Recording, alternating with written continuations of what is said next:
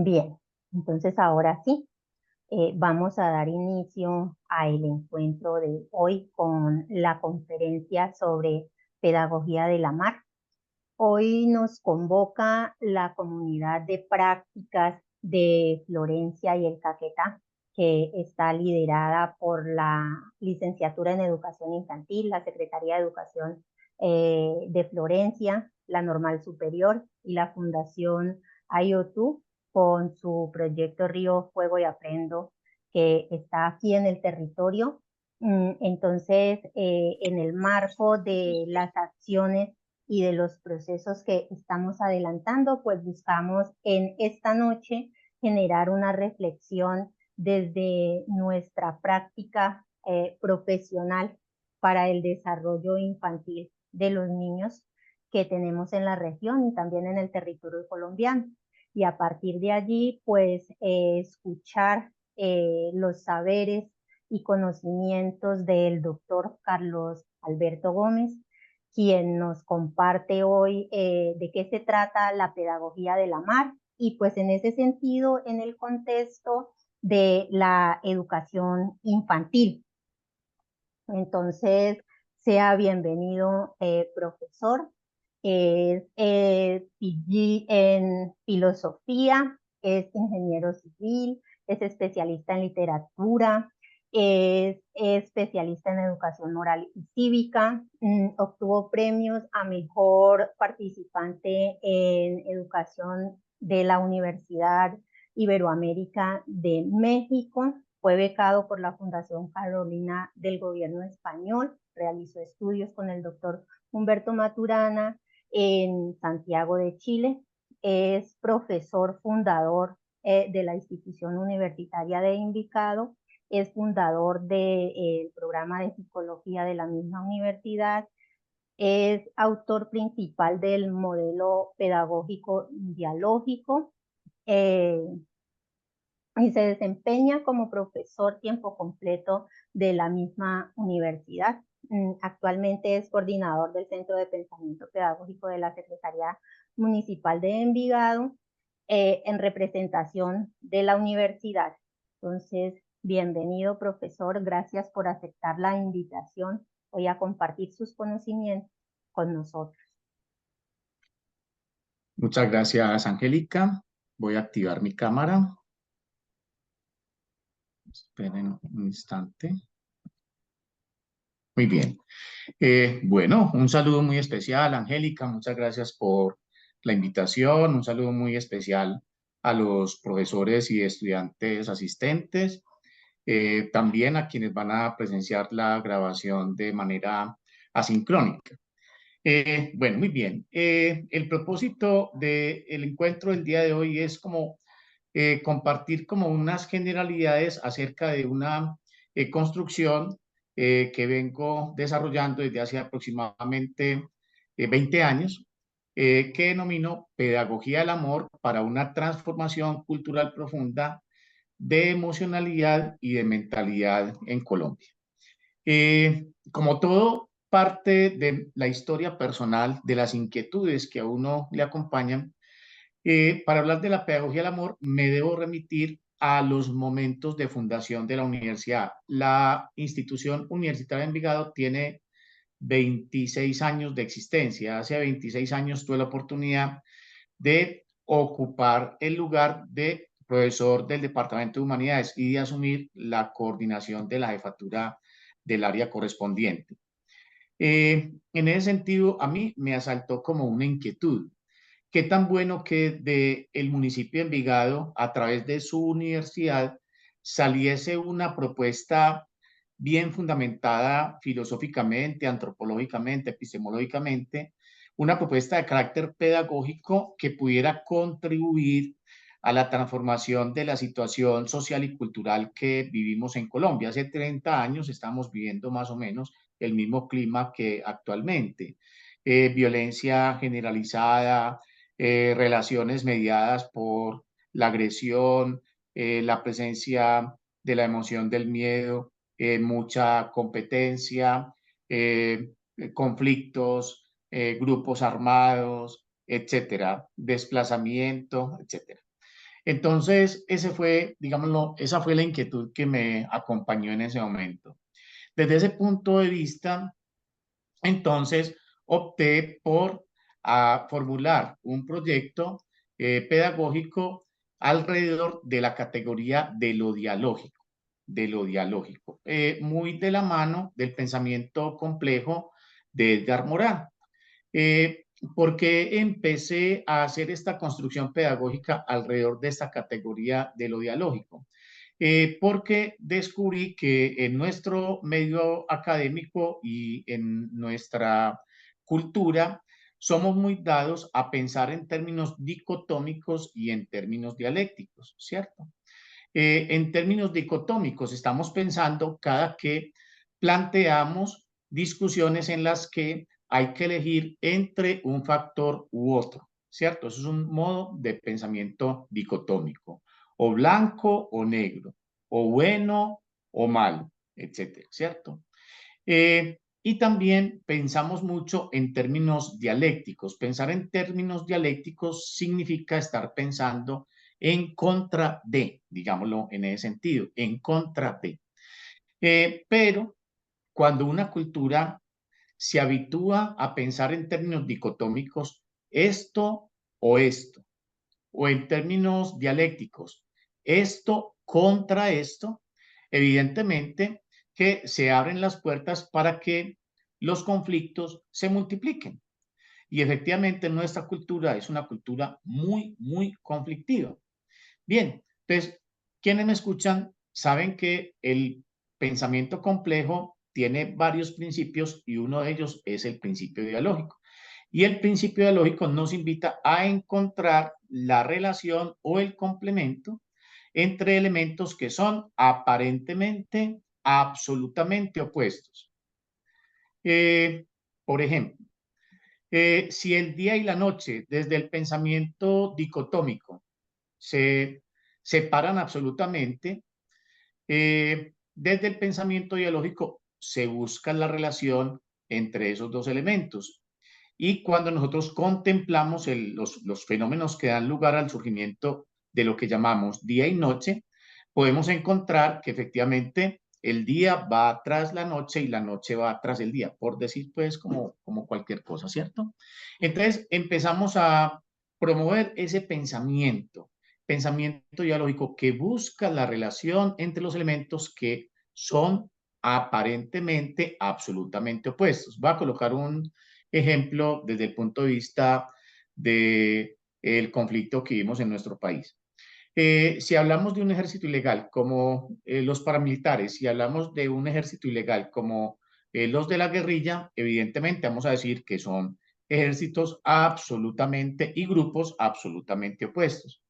Pero desde una mirada dialógica descubrimos que de todas maneras esos grupos tienen unas características comunes. ¿Cuál? Que apelan a la fuerza para defender sus propuestas, para defender determinados principios, pensamientos o incluso plataformas políticas. Pero ahí hay una similitud. Ambos apelan a la Fuerza Armada para promover las ideas de los grupos a los cuales ellos pertenecen o a los grupos que ellos ven con buenos ojos.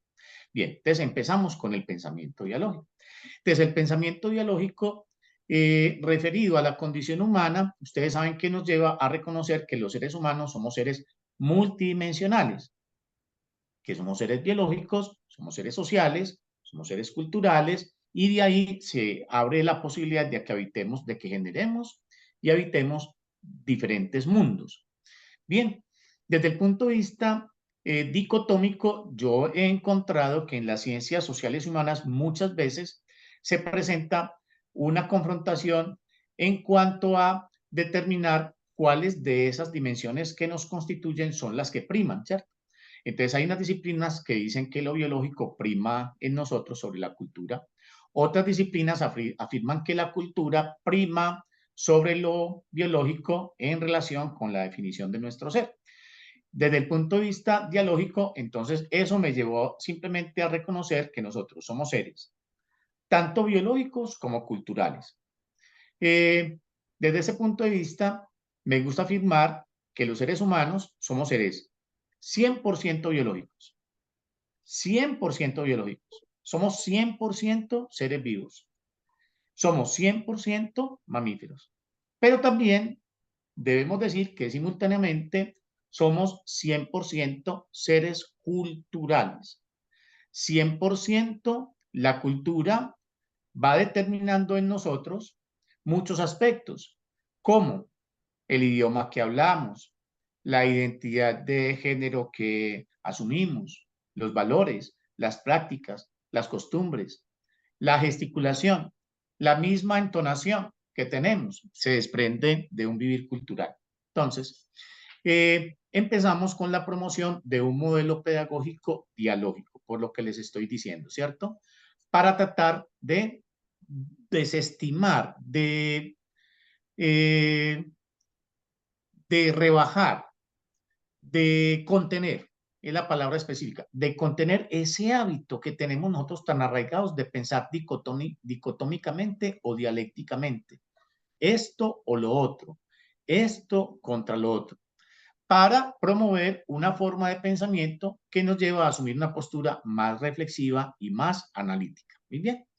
Entonces, cuando dijimos, listo, vamos entonces a promover el modelo pedagógico dialógico, es decir, vamos a tratar de estimular y desarrollar las competencias básicas que definen a los seres humanos como seres vivos que habitamos en la cultura. Tener capacidad de expresarnos, tener capacidad de escuchar, tener capacidad de leer, tener capacidad de escribir. Muy bien. Pero, por la vía de la comprensión de la naturaleza humana desde lo dialógico, como acabo de decirlo, nos condujo a reconocer que los seres humanos somos seres 100% biológicos, seres 100% culturales.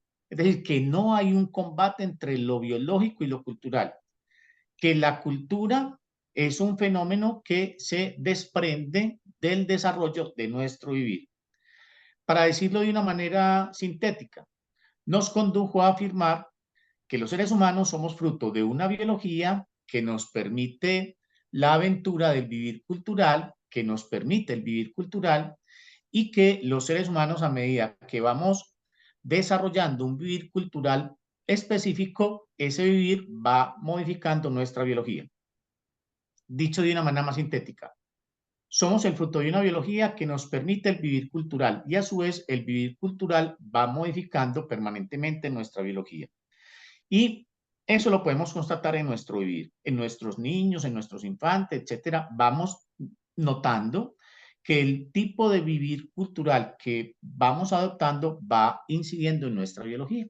Bueno, no obstante, Angélica, todavía no estábamos satisfechos y no estaba yo satisfecho con la búsqueda como de una fundamentación filosófica específica que nos permitiera desde Envigado promover una pedagogía para un cambio cultural profundo de mentalidad en Colombia. ¿Cuál es el cambio cultural profundo de mentalidad que buscamos desde esta pedagogía de la mar? Angélica y queridos asistentes. Muy bien, lo que buscamos es generar una cultura que esté centrada en la conservación de la ética, de la equidad, del bienestar, de la inclusión, de la alegría y de la armonía en el vivir cotidiano. Ese es el norte al cual estamos apuntando desde la pedagogía de la mano.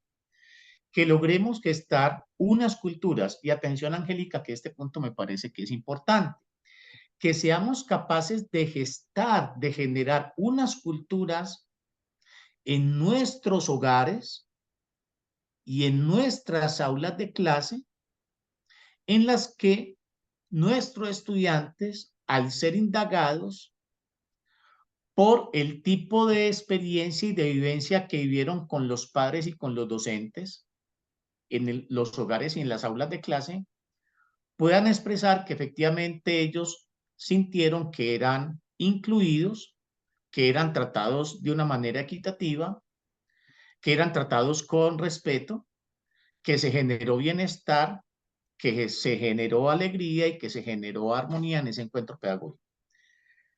En el momento en que los padres de familia, madres y padres de familia y docentes desarrollemos las habilidades para generar en nuestras aulas de clase, en el contacto con nuestros niños, con nuestros estudiantes, ambientes donde ellos puedan expresar que con el docente Juan les gusta mucho estar porque se divierten, se sienten reconocidos, se sienten escuchados, se sienten incluidos. Si nosotros logramos que cada docente y cada padre de familia desarrolle las competencias y las habilidades necesarias para que sus hijos y sus estudiantes manifiesten que en los espacios que comparten con ellos sienten que hay equidad, inclusión, ética, alegría, bienestar y armonía. En ese momento habremos alcanzado un cambio cultural profundo de mentalidad en Colombia. En términos negativos, ¿a dónde apuntamos con este cambio cultural profundo de emocionalidad y de mentalidad? A que generemos una sociedad en la que la violencia contra los niños, contra las niñas, contra las jóvenes, contra los adolescentes, contra los jóvenes, contra las mujeres, contra los hombres, contra los adultos mayores y contra cualquier ser vivo en Colombia tienda a cero. Ese es el horizonte hacia el cual apunta la pedagogía de la mar. Generar una cultura en la cual cualquier acto de agresión o de violencia contra cualquier niño, niña, joven, hombre, mujer, adulto, mayor o niño, causen un escozor en la sociedad, causen una reacción de asombro y de sanción frente a ese evento. Ese es el cambio cultural profundo hacia el cual nosotros estamos apuntando y lo podemos lograr. Muy bien.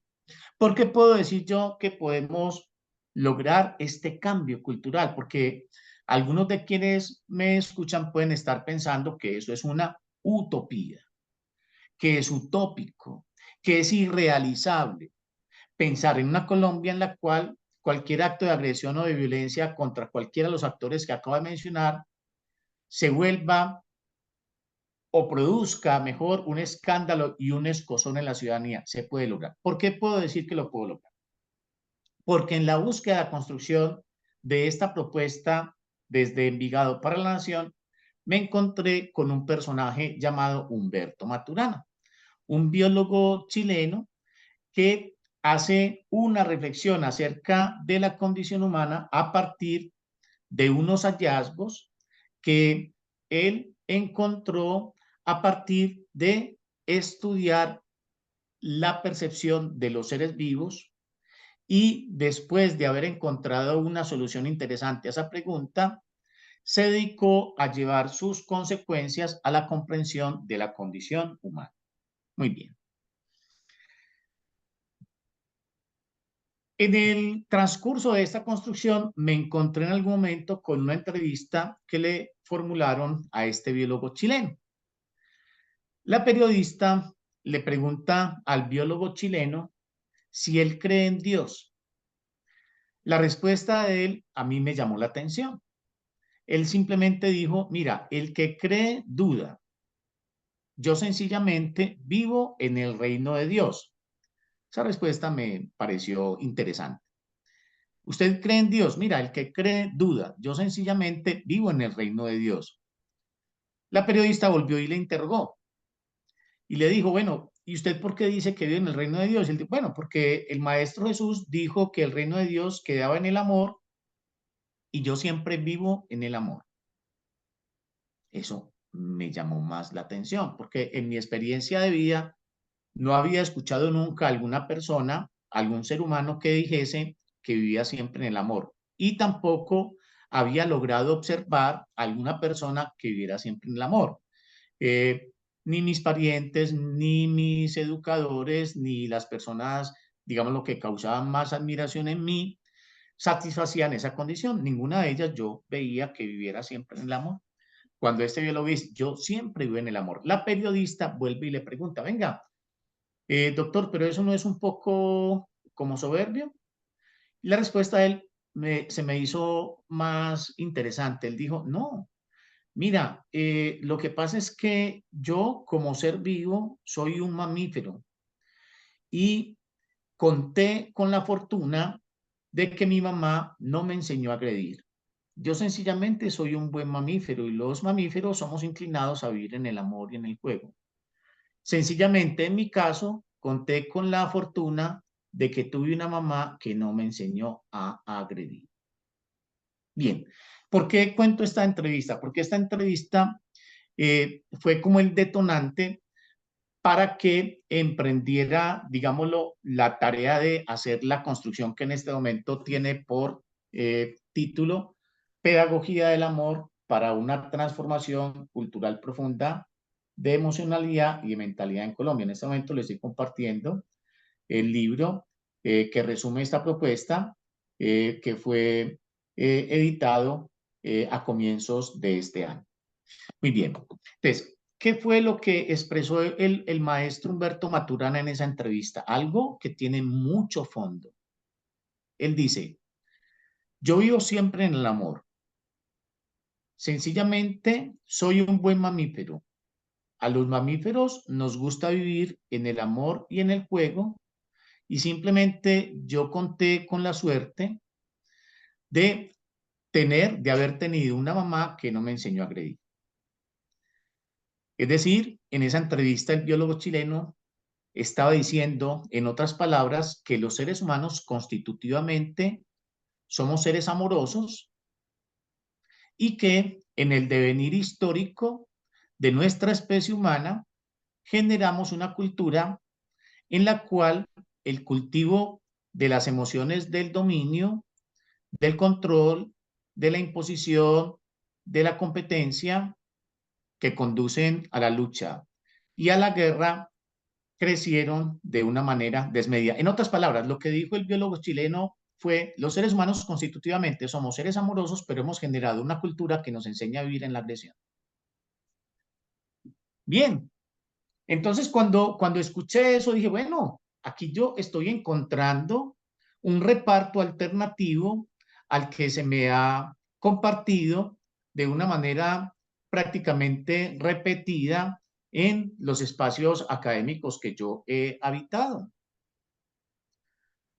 Cuando cursé mi pregrado, tuve la oportunidad de participar de un seminario de psicoanálisis en el cual pudimos estudiar prácticamente toda la obra de Sigmund Freud mediante la metodología del seminario alemán, un pensador muy poderoso que ha hecho unos descubrimientos muy significativos acerca del psiquismo humano, cuál es el descubrimiento del inconsciente.